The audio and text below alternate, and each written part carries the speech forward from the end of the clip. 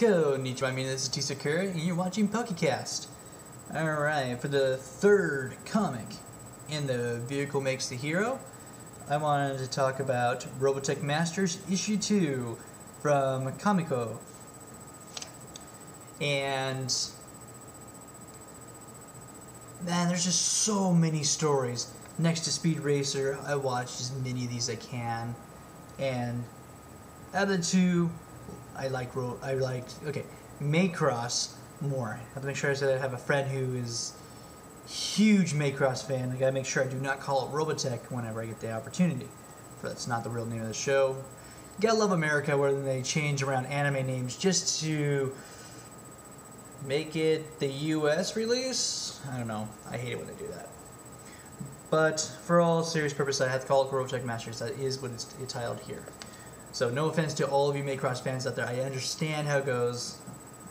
I'm still adjusting after I learned what the real name is myself a couple years back. So bear with me on that. So Robotech Masters here. Great comic. Great anime series. Fantastic movies. Fantastic mangas. This was definitely one of those that I was so thrilled when I saw one of these. I pulled it right out of the thing, and man, I held on to that quickly, because I only have a couple more from other comic companies, studios I should say, and this is one of those that I was like, ooh, nice. Basically with this one, this is during this would basically be during when the I forget what they're called. Well, the Robotech Masters basically come to Earth. So this is, this is definitely way in the future. This is, of course, starring Max's daughter, and I forget his wife's name. I do apologize, but it basically revolves around Second Lieutenant Starling and her group. And apparently, with the last issue, because I have not watched this in a long time, so I don't remember everything. So I do apologize about that. But she left her post again, going off of her feelings, and told her group to go and save something, even though they weren't supposed to. And doing because of this, they're actually going to go do a reconnaissance mission to find out what is up with this huge fortress above them. They gotta find out who they are, what their intent is, and why are they here. And because of her doing that, Second Lieutenant Starling loses the opportunity to be the group who goes up there herself. And instead they give it to Lieutenant Crystal, because of her always obeying orders and doing what she's told. Unfortunately for them, as they're going up to actually do everything they're supposed to, they are getting no response to their hailing. They're getting nothing's happening. It's a ghost ship. Unfortunately, because of being one of those generals and everything. Let's see if I actually have his name. It's one name I wasn't thinking about actually using. Okay, well I can't find his name, so let's just call him General Doofus. Because, okay, you have this alien technology ship above you that looks almost far more advanced than the protoculture they're already using currently on Earth, and they're still unlocking mysteries of the machines that they have gotten from the SDS-1, and here's this huge ship that they're just like, okay, what's this? Okay, we're obviously this is trying to came for the protoculture, and these guys are coming to take it back after we won that war. So let's attack. Yeah. The things the size of I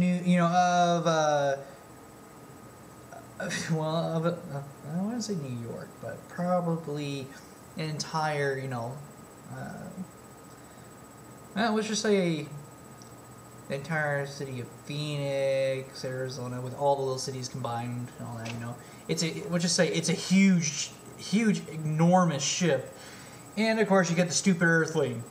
They're not responding to us. Let's just attack first, because we're not going to wait for them to do something horrible, since we already know with previous generations. They can destroy the entire planet whenever they wanted to. So let's try and blow up this massive ship with little, Robotech jets and stuff like that. You gotta love humans. Okay, they attack. All of a sudden, guns and everything comes out and massacres the entire team. Just obliterates them almost completely without even hesitation. They even release their own units that, unlike the original ships, are human size and are flying around in battle armor on hoverjets, basically. And these are far more maneuverable than the actual jets they're using, which has a lot. Just destroys it. Of course, Second Lieutenant Sterling, being who she is, cannot stand idly by and follow orders while there are people that she knows dying out there when she could be there helping.